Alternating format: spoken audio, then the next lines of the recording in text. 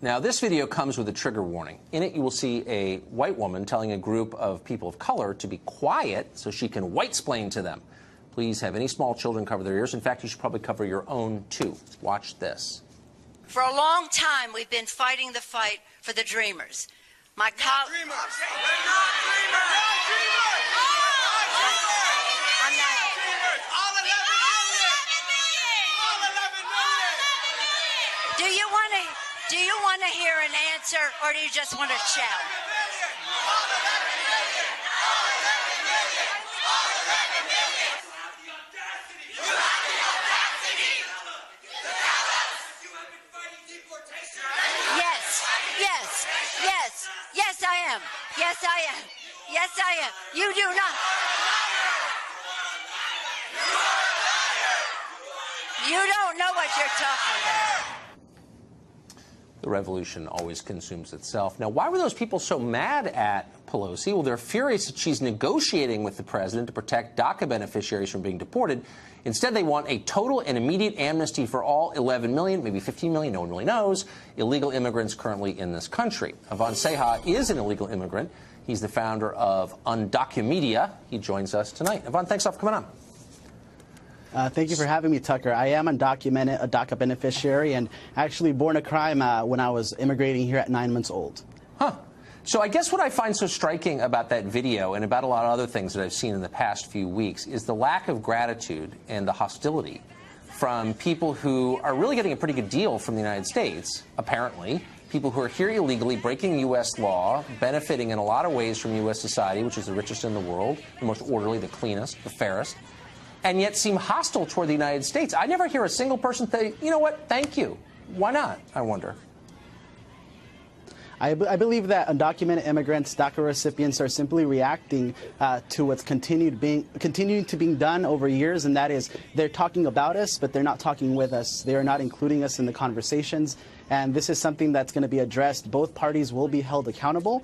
People have something to refer to, records, to indicate how promising these agreements can be, and that's voting record. We're going to be holding people on both sides of the party who at some point may have voted against us, and that's all we have. That's the only premise we have. Hold on, wait, slow down. You're issuing a threat, and I want to understand what that threat means. You're saying as an illegal here, you're not a U.S. citizen.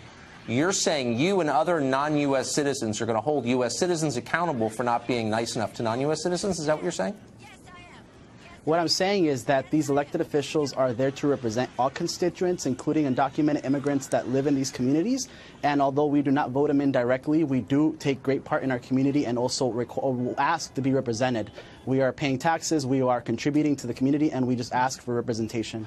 No, what you just, and by the way, I've always been very pro-immigrant and am in some ways still, and pro-immigration actually. You're making me very anti-immigration by what you're saying right now, because of its tone, but also because of the threat you just issued to people who don't see it your way.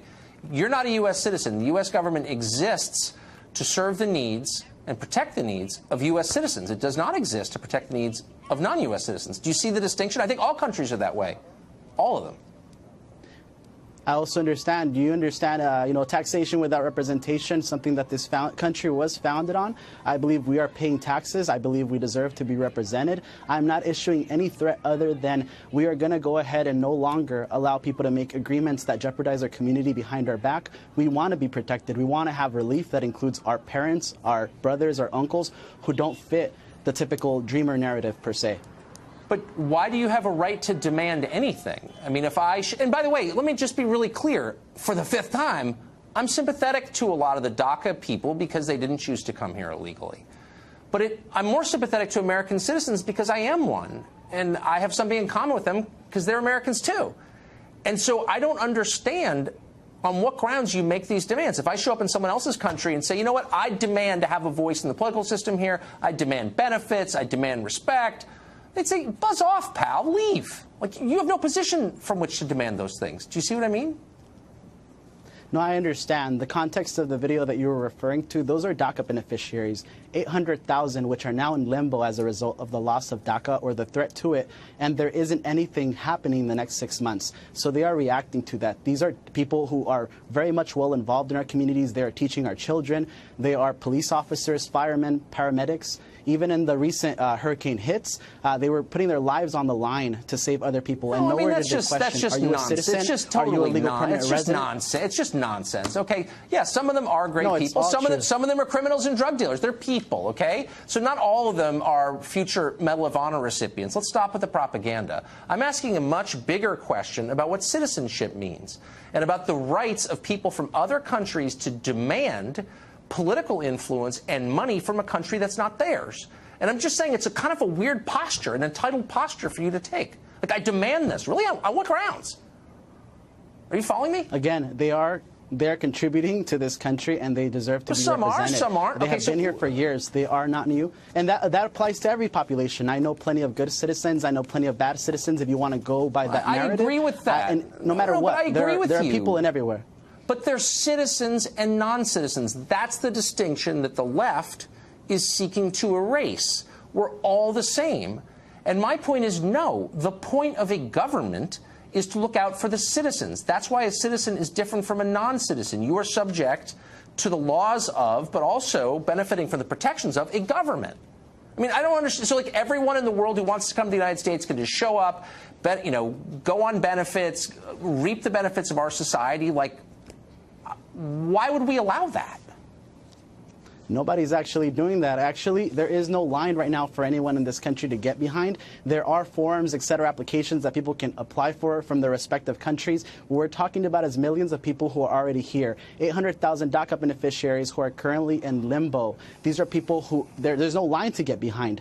Just to put things in perspective, the immigration system is currently processing applications from 1995, something we have no control over, just to show what's going on. But that's really not, up to you to like or dislike, because you don't have grounds for that. And look, I would concede that some of the DACA kids are a little bit different because they came here as small children, as you did. But for the 11 to 15 million people who snuck in the country and are using forged documents to work, undercutting the wages of American citizens, on what basis do they get to tell me as an American citizen, I want this, I demand that? Like, what? Why would a normal society take that seriously? You have no right to demand anything if you're one of those people. Do you?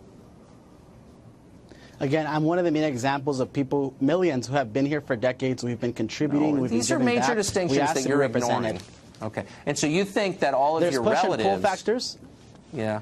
Get to come There's here push and pull factors for this immigration. Their pull factors being that we are the largest economy and we require workers to sustain it. Also, the push factors are that the U.S. That's just garbage. You learned that in some school that you went to. Actually, we've got almost 100 million of American citizens not working right now. So, don't tell me we need more. Let's talk about. Let's put it in perspective. There are 11 million undocumented immigrants. There's 320 million U.S. population. Are you going to tell me that 3.5% of the population are responsible for the problems of the other close to 97%? I would never make, that's just another ludicrous argument. I would never make that claim. I don't think that. I think Americans are mostly responsible. What people like you are making. I don't know who people like me are.